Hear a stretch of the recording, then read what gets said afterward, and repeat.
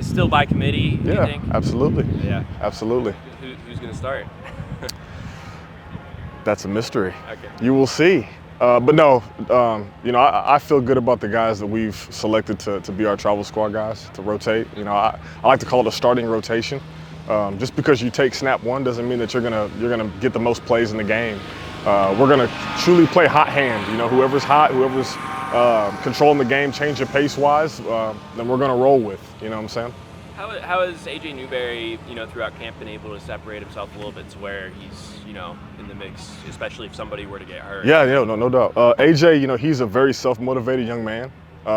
He's been able to come in and he spends countless time on his own, away from the facility. In his book, it means a lot to him. He takes pride. He's really, really hard on himself. He's his own worst critic in terms of just making mistakes. He tries not to make the same mistake twice. And so that's what you love about him. He's a competitor.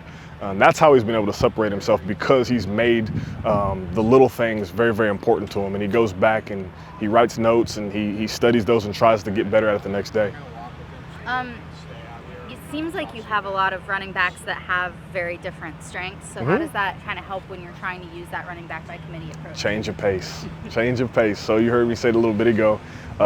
We have all different types of styles. Chase Gillespie is more of a tackle-to-tackle, more of a bigger back running style. And then the other three I would say are more speed guys. Cheeks is smaller in stature, but he's very elusive. Catches really well out of the backfield. Seti can do it all.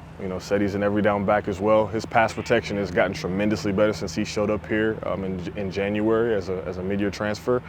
And then obviously, AJ. AJ is one of those guys that he keeps coming along. And I feel confident with those guys. I'm giving us the 1-2 punch or the 1-3 punch or whatever we need that game to get out with a win.